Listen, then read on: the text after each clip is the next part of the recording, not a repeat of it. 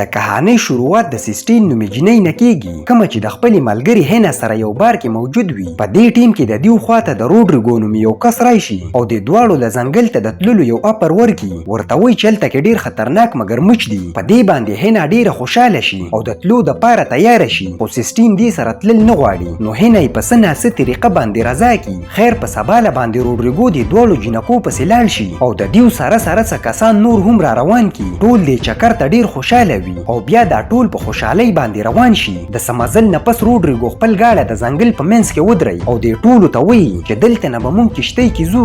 بیا یې په یو کښتۍ کې کښېنئ. دیو کې چې کومو کسانو ته لامبو یاده نه وي نو روډریګو هغوی ته لایف جاکټ ورکي او بیا دې ټولو ته وایي چې موږ یو ډېر خطرناک ځای ته روان یو او تاسو به د خپل ځان ډېر خیال ساتئ ولې چې مګرمچې ډېرې خطرناکې دي او څوک به اوبو ته لاس نه وړئ. او بیا دیو روان شي. د څه مزل نه پس دیو هغه ځای ته ورسي چېرته کې چې خطرناکې مګرمچې موجود دي. روډریګو خپله کښتۍ ودرئ او بیا دې مګرمچو ته خوراک واچئ چې دیو د اوبو نه بهر راوځي او دا ټورسټ یې وویني، خو د دې په خوراک پسې مګرمچ بهر رانشي. روډریګو ډېر حیران وي چې اخر دا مګرمچې چېرته لاړې. روډریګو خپله کښتۍ چالو کي او بیا لږ مخکې ورشي نو د دیو نظر په یو مړ مګرمچ باندې ولګي کوم چې په دوو حصو کې پروت وي. ټول ډېر حیران شي او ورته پته ولګي چې د اوبو کې یو داسې قسم ځناور دی کوم چې مګرمچ هم خوړی شي. دا ټول ورته وایي چې واپس کښتۍ تاو کا، دلته ډېره خطره ده. خو د ډاینا نومې جنۍ ورته وایي چې لږ مخکې ورشه ولې چې زه د دې مګرمچ نه ویډیو جوړول غواړم. نو روډریګو لږ مخکې ورشي. په دې باندې د ټیم نومې کس ته غوسه ورشي او ورته وایي چې موږ ډېر لرې راغلي یو او که دلته کې موږ باندې ځناور حمله وکړه نو زموږ د مدد دپاره څوک راتلی نشي. ته واپس دا کښتۍ تاو کا او دلته نه موږ ټول ژوندي وباسه. روډریګو د دې خبره ومني او څنګه چې کښتۍ تاو کي په دې ټیم کې یو خطرناک ځناور د دیو په کښتۍ باندې حمله وکړي او په یوه جټکه کې د دیو دا کښتۍ الټه کي ټول لاندې اوبو کې وغورځېږي او په څه ناڅه طریقه باندې الټه کښتۍ ته وخیږي. ډاینا ته چونکې لامبو یاده نه وي نو دا یو ونه پورې ونښلي. نو ټیم د دې د بچ کېدو دپاره مخکې ورشي نو اچانک روډریګو چغې شروع کي او ډېر زیات زخمي شوی وي او بیا په څه ناڅه طریقه باندې د کښتۍ خواته ورسي. دیو یې کښتۍ ته راوچت کي. دیو له اساسه مکلي نه وي چې په دې ټیم کې دا ځناور یو ځل بیا د دیو په کښتۍ باندې حمله وکړي او دا کښتۍ د ونو خواته نږدې کي. د روډریګو حالت ډېر خراب وي او ټول د دې په بچ کولو کې لګیا وي. خو د ټولو نه غټ مصیبت دا وي چې دا ټول د ځنګل په منځ کې راګیر شو. دیو د مدد دپاره چغې شروع کي خو دا چونکې د ځنګل منځ وي دلته کې څوک نه وي. د ټولو دا خیال وي چې په روډریګو باندې مګرمچ حمله کړې ده. نو روډریګو دې ټولو ته وایي چې ما باندې کوم ځناور حمله کړې ده نو هغه مګرمچ نه و ولې چې د هغه خوله ډېره غټه وه او د مګرمچ نه په 100 چونده طاقتور و. د سیلي نومې ښځه ورته وایي چې دلته نه به اخر موږ څنګه وځو. نو روډریګو ورته وایي چې موبایل ما نه په کښتۍ کې پاتې شوی دی او هغې کې د جی پی ایس سیسټم و خو کښتۍ چونکې اوس الټه ده او موبایل به خراب شوی وي او که چېرته جی پی ایس اوس هم صحیح وي نو موږ له به د ماښامه پورې انتظار کول پکار وي ولې چې د ماښام نه به زما بوس ته پته ولګي چې دیو واپس رانله نو هغه به زموږ د مدد دپاره راوځي. خو د دیو سره د پریشانۍ خبره دا وي چې د ماښامه پورې به دیو داسې ژوندي پاتې نشي ولې چې د اوبو کې یو ډېر خطرناک ځناور دی. خیر د دیو سره بله څه لار نه وي او ټول انتظار شروع کي. د روډریګو حالات نور هم په خرابېدو وي. نو سیلي دیو ته وایي چې موږ له دا هسپتال ته رسول پکار دي خو ټیم ورته وایي چې موږ له لږ نور انتظار کول پکار دي. د دې نه بعد دیو انتظار شروع کي. نو د ټیم نظر په اوبو کې په یو ډبي باندې ولګي او بیا چې دا ډبې راواخلي نو دې کې دننه د اوبو بوتلې وي. ټیم دا ټولې بوتلې په دیو باندې تقسیم کي. په دې ټیم کې د مایک نظر په اوبو باندې ولګي کوم کې چې دا ځناور را روان وي نو دا دې ټولو ته وایي چې په منډه باندې ونې ته وخیږئ ولې چې ځناور دوباره په موږ باندې حملې کولو دپاره را روان دی. نو ټول ونې ته بره وخیږي خو په دې ټیم کې سیلي د ونې نه راخوی شي او لاندې اوبو کې ولګي. نو سیسټین بغیر څه د سوچه دې پسې اوبو ته ور ودانګي ولې چې دې ته لامبو یاده وي او دی واپس کښتۍ ته راوباسي. په دې ټیم کې هغه ځناور دوباره را روان شي. دا په اصل کې یو غټ هیپو وي او ډېر په تیزۍ کې دې ونې له یو دیکه ورکي په کم سره چې هینا د ونې نه لاندې اوبو ته وغورځېږي. هینا ډېره ګبره وي. نو سیسټین ورته اشاره وکړي ورته وایي چې دې خاښ ته نږدې شه او په خپله دې ونې ته ورشي او د دې د راویستلو کوشش کوي خو د دې وزن چونکې ډېر وي په دې سره د سیسټین ولې وخیږي. هینا ډېره ګبره وي. ټیم چې د دې حالت وویني نو د دې د مدد دپاره اوبو ته ورکوز شي او بیا د هینا طرف ته روان وي. په دې ټیم کې اچانک هیپو ټیم اوبو ته دننه کي. په دې باندې ټول ډېر ګبراو شي.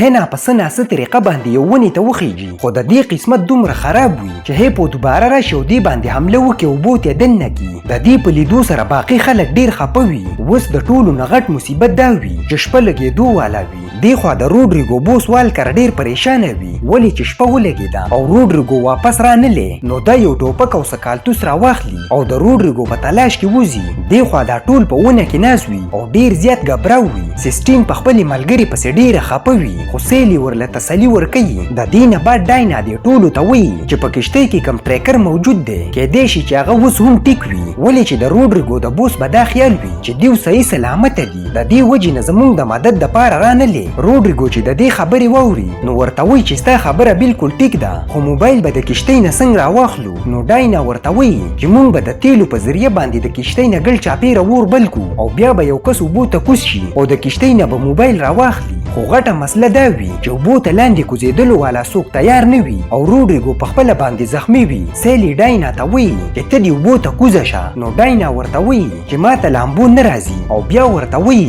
چې سیسټین ته لامبو یاده ده هغه دې لاندې اوبو ته کوزه شي. نو سیسټین د دې خبره ومني او اوبو ته د کوزېدلو دپاره تیاره شي. خو مایک ورته وایي چې اوبو کې لاندې ډیره خطره ده ته اوبو ته کوزه نه شي ډیر زر به څوک د مدد دپاره راشي. خو سیسټین ورته وایي چې زموږ سره بله څه لار نشته ما له په هر حال کې اوبو ته کوزېدل پکار دي. مایک د کښتۍ نه ګل چاپیره تیل والی او بیا دې کې اور بل کړي. سیسټین اوبو ته د کوزېدلو دپاره تیاره وي. روډریګو سیسټین ته وایي چې تر څو پورې اور بلیږي تر هغې پورې تا ته څه خطره نشته خو د اور د مړ کېدلو نه مخکې به ته ځان راوباسي. د دې نه بعد سیسټین یو غټه ساه واخلي او بیا اوبو ته دننه شي لاندې دا کښتۍ ته راتاو شي. خو دلته کې د دې نظر د هینا په لاش ولګي کومه چې اوبو دلته راوړې وي. د دې په لیدو سره سیسټین ډیره خفه وي خو بیا د موبایل تلاش شروع کړي. په دې ټیم کې اچانک مایک دلته کې راشي ورته وایي چې زه تا یوازې پرېښوستی نشم. په دې باندې سیسټین ډیره خوشحاله شي. د دې نه بعد دا دواړه د اوبو نه راوځي. دوی روډریګو له موبایل ورکړي خو دا بند شوی وي. نو روډریګو دا موبایل کولاو کړي او دې نه بیټرۍ وباسي بیا یې وچکي او دوباره په موبایل کې کیدي. دا پیرې د دیو قسمت ښه وي دا موبایل کولاو شي څنګه چې د دې جی پی ایس کار شروع کړي نو والکر ته د دیو لوکیشن میلاو شي او د دیو طرف ته را روان شي او بیا د څه انتظار نه پس د دیو طرف ته یو کښتۍ را روانه وي کومه چې د والکر وي. نو دا ټول ډیر خوشحاله شي. والکر په یو وړه کښتۍ کې را روان وي ولې چې دې سره د غټې کښتۍ تیل ختم شوی وي. والکر د دیو خواته راورسي او بیا چې د دیو د حالت وویني نو د روډریګو نه تپوس وکړي. روډریګو ورته وایي چې موږ باندې یو ډیر غټ هیپو حمله کړې وه کوم کې چې زموږ څه ملګري هم مړه شو. والکر د دې نه د تیلو په باره کې تپوس وکړي خو دیو سره هم تیل ختم شوي وي ولې چې دیو ته اور بل کړی و. والکر دا ټول په خپله کښتۍ کې کینی او د غټې کښتۍ طرف ته وړل غواړي. په دې ټیم کې اچانک هیپو د دیو په کښتۍ باندې حمله وکړي په کم سره چې مایک د کښتۍ نه لاندې وغورځېږي او بیا د دې مخکې هیپو راوځي او په یو سیکنډ کې ډوب کې مړی کړي. په دې باندې دا ټول ډیر ګبراو وي. والکر ته پته ولګي چې دلته نه وتل مشکله ده نو واپس یې خپلې کښتۍ ته وخیږي. والکر ورته وایي چې هیپو یو داسې ځناور دی کوم چې څوک په خپل ځای کې نه پرېږدي او موږ د هیپو علاقې ته راغلي یو. بیا ورته وایي چې ما سره ټوپک دی او که دا پیرې چا هیپو ولیدو نو ما ته یې وښیوئ او د سمندر طرف ته ټوپک نیولی وي. په دې ټیم کې اچانک هیپو د دې شاله راشي او دې باندې حمله وکړي. نو والکر په یو ډز وکړي او هیپو کې د بېهوشۍ یو انجکشن ښخ کړي په کم سره چې هیپو سره د والکر اوبو کې وغورځېږي. والکر په منډه باندې غاړې ته ورځي خو د هیپو په وجه باندې ډیر زخمی شوی وي او بیا روډریګو ته आवाज ولګي نو دیو ته پته ولګي چې روډریګو مړ شوی دی. په دې باندې ټول ډیر خپه وي. د دې نه بعد والکر دې دواړو جنکو ته وایي چې هیپو ته د بېهوشۍ انجکشن لګېدلې ده د کم په وجه باندې چې به هیپو کمزوری شوی وي او په دې ټیم کې موږ له دلته نه تښتېدل پکار دي. تاسو د اوبو کې شور جوړ کړئ نو زه به په منډه هغه غټې کښتۍ ته ورسم. نو دیو د والکر خبره ومني او د پاڼو په ذریعه باندې د اوبو کې شور جوړ کړي چې د هیپو سوچ د دې طرف ته شي خو د دیو دا پلان کامیاب نشي ولې چې هیپو په والکر پسې ولګي. نو والکر ته په منډه باندې ځنګل ته دننه شي خو هیپو دې پسې شاته ور روان وي. والکر د یو ونې شاته شي هیپو پې حمله وکړي خو د ونې په وجه باندې والکر بچ شي. دې خوا چې سیسټین ته موقع میلاو شي نو په منډه باندې د کښتۍ طرف ته روانه شي او بیا دې کښتۍ ته ورسي. بل خوا هیپو بار بار په والکر باندې حمله کوي خو والکر ته د ونې په وجه باندې بچ کیږي. نو هیپو دلته نه لاړ شي. سیسټین په منډه باندې ډاینا او والکر د کښتۍ کې کینی او دیو دلته نه روان شي خو اوس هم خطره لا ختمه شوې نه وي ولې چې دیو سره تیل نشته او د شپې نه د اوبو کې مزل کول ډیر خطرناک دي. په تیاره کې دیو ته څه ښکاري هم نه. نو سیسټین د خپل کیمرې نایټ ویژن آن کی او د دې په ذریعہ باندې دیو مخ کې روان وي. د سمزل نه پس د دیو نظر په یو کور باندې ولګي. نو والکر ورته وایي چې مونږ له دې کور ته تک پکار دی، کېدای شي چې دلته کې مونږ ته تیل میلاو شي او بیا دې کور ته دننه شي. د کور کې څوک نه وي. نو دیو د تیلو په تلاش کې لګیا وي. دلته کې دیو ته یو کتاب میلاو شي. د دې نه دې ټولو ته پته ولګي چې دا کور د هیپو د نیولې لپاره جوړ شوی دی، ولې چې د دې غوښه په ټوله دنیا کې خرڅېږي. په دې ټیم کې بهر څه اوازونه وشي. سیسټین چې بهر وځي نو ګوري چې دلته کې غټې غټې پنجرې دي او دې کې د هیپو بچي دي. سیسټین چې څنګه مخکې ورشي نو هغه خطرناک هیپو دوباره راشي او په دیو باندې حمله وکړي. دا ټول په منډه کور ته دننه شي او ځان پسې دروازه بنده کړي. بیا والکر دې دواړو ته وایي چې مونږ له دلته کې تیل کتل پکار دي. نو دیو د تیلو تلاش شروع کړي. بیا ورته یو کونه کې د تیلو یو ډرم میلاو شي. نو والکر دیو ته وایي چې زه بهر د هیپو پام کومه، د دې نه بعد به مونږ د کور نه وځو. څنګه چې والکر بهر روان شي نو اچانک کور ته هیپو رادننه شي او دیو باندې حمله وکړي. دواړه جنکۍ ډېرې ویرېږي او یو کمرې ته منډه کړي. هیپو په والکر باندې خپه کېږي او مړې کړي. بیا د دې دواړو طرف ته را روان شي او د دروازې د ماتولو کوشش کوي. دواړه جنکۍ ډېرې ګبراوي. سیسټین یو پلان جوړ کړي او ډاینا ته وایي چې څنګه هیپو رادننه شو نو زه به په ځان پسې ولګم او ته دلته نه وتښته. او بیا چې څنګه هیپو رادننه شي نو سیسټین یې په ځان پسې ولګوي. ډاینا ته چې موقع میلاو شي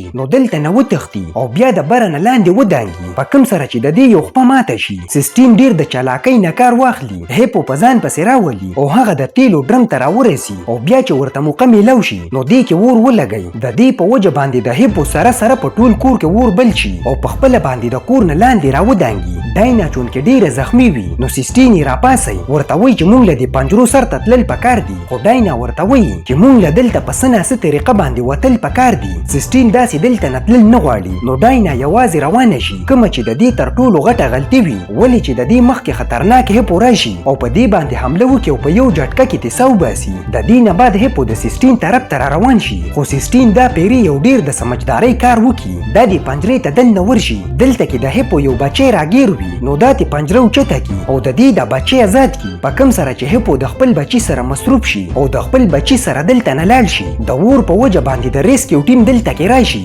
سیسټین پنجرې ته بره وخیږي او بیا د هلیکاپټر ته اشارې کوي. دا یو ډېره قسمتداره جنۍ وي، ولې چې د دومره خلکو کې صرف دا ژوندی پاتې شي او بیا دلته نه ریسکیو شي. په دې ځای باندې زموږ کهاني ختمیږي. خو ویډیو مو خوښه شوې نو لایک یې کړئ او چینل ضرور سبسکرایب کړئ.